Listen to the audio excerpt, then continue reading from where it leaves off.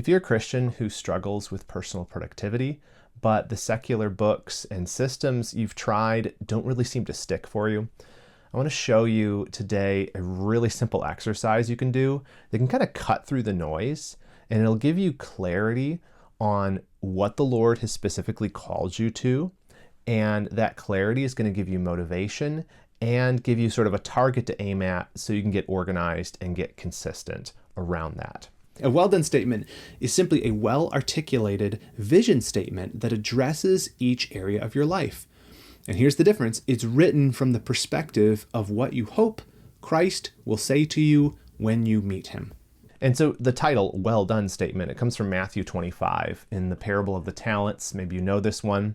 So there's a master who goes away on a journey and he entrusts parts of his estate to 3 different stewards. So the master represents Jesus, the servants represent his followers, so that's us, and he entrusts them with different amounts of money, and he goes away, and when he comes back, he settles accounts with them, and 2 of them were really faithful. They stewarded it well, they invested it, they're able to double what he entrusted to them.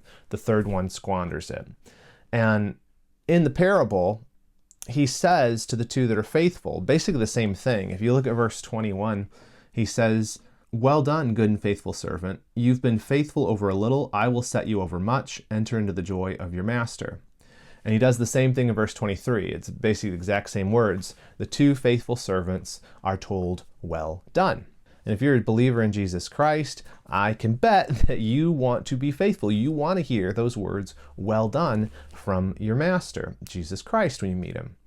And so the question is, what can I do to ensure that I hear "Well done"? And so as believers, we understand that the gospel is free. It's by grace alone that we're saved, through faith, right? It's not my own doing. And so we're not here talking about a person is saved by good works. We're saying a person who has been saved by virtue of what Christ has done for us, how then does that person live in order to hear commendation from him when he meets him? So in the parable, he says something that's really interesting. It says in 21, his master said to him, "Well done, good and faithful servant. You've been faithful over a little." That's the key right there. With a well done statement, we're asking, what is that little over which I have been called to be faithful? So in our membership program, Redeeming Productivity Academy, we have a curriculum called Waypoints to Well Done. And the idea with Waypoints to Well Done is, how do I reverse engineer a life that has me intentionally being faithful in every area such that I'll hear "Well done"? And in that program, we lean really heavily on something I call domains of stewardship. And it just means like areas of life, right? What are the things the Lord has entrusted to me to be faithful in? And so we break them down into 7 categories: spiritual, intellectual, physical, recreational, economical, vocational, relational. Obviously, you could break these down however you want, whatever makes the most sense for you. But what you want is to have some clear categories over which you can ask, am I being faithful in this area? And so one way to think about this is with a well done statement, you're just asking, what is the little over which I have been entrusted such that I need to be faithful in? And you want to articulate exactly what does faithfulness look like in each of those areas of stewardship. Now, this is one of the first things I have people do in our Redeeming Productivity Academy, and I'll be honest with you, it is the thing that stops most people in their tracks. If I look at where people fall off the wagon, it's really early on with the well done statement. And I think that's because it's hard to do. It's hard, not because it's hard to take up a pen and write down what would faithfulness look like, but because you have to get really honest.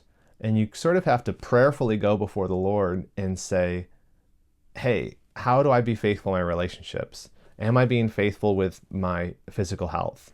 And it requires a degree of honesty with yourself and with the Lord that frankly is quite uncomfortable, because what you're going to find is you're really not where you need to be. And so I just want to encourage you, actually do this exercise. You might come to this video and say, that's a great idea, and then move on with your life.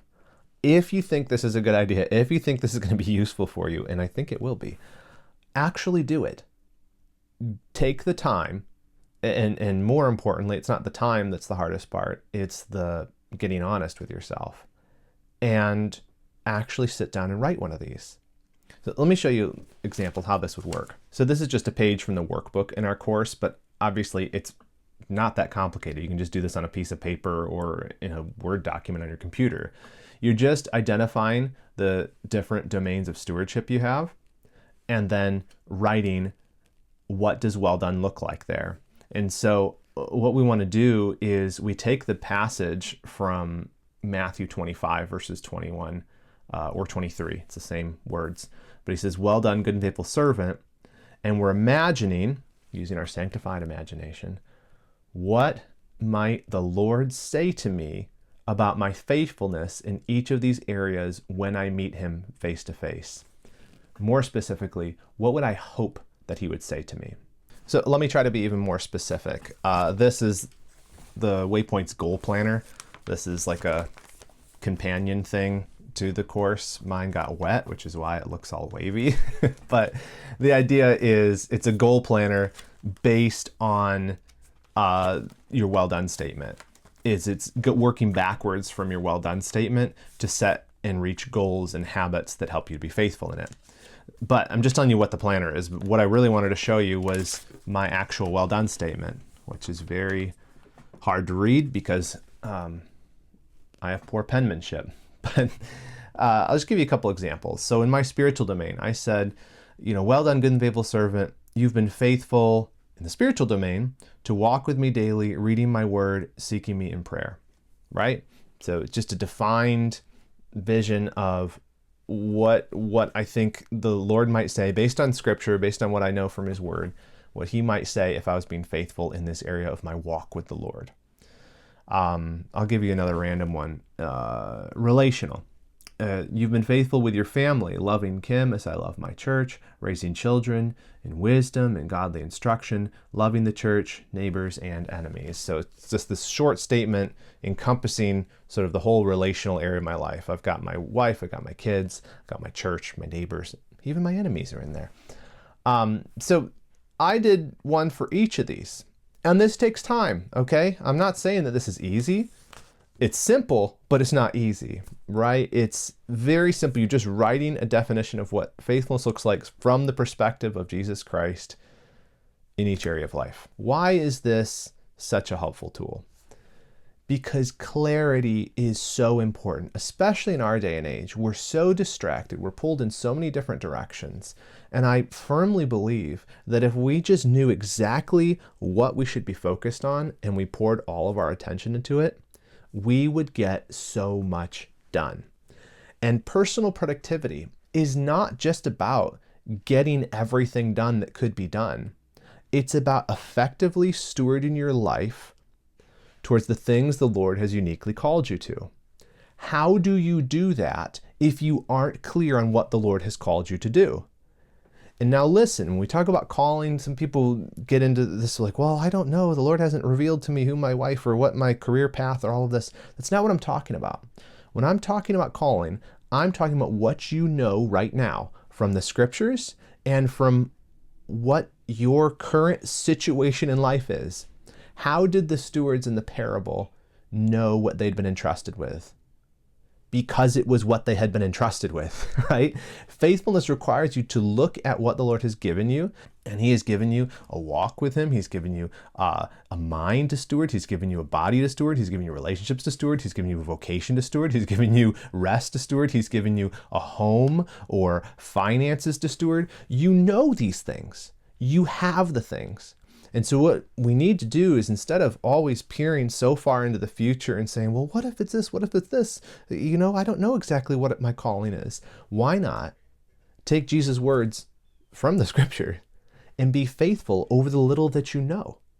Be faithful with what you know he's given you. And to do that, get clear on what it is and what faithfulness looks like. That's the power of this. And this unlocks everything in terms of personal productivity for the Christian. Once you know what you're supposed to be doing, now you can laser in. Now getting organized and getting consistent actually have a focal point. you're not trying to organize everything. You're trying to order your life around faithfulness in each of these areas. So that's why we talk about goals. Goals are downstream from clarity on your calling. When I set a goal, I am asking which of these areas needs a tune-up? Which of these areas am I falling short in currently? And I identify one area, and then I set a goal for how I'm going to improve my faithfulness in that.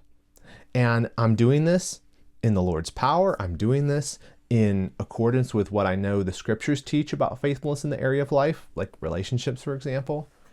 But I'm doing it with intention and with purpose. And what a well done statement does is it just gives you that North Star. It gives you that clear, this is what I'm aiming at. And it'll let you cut out all the noise.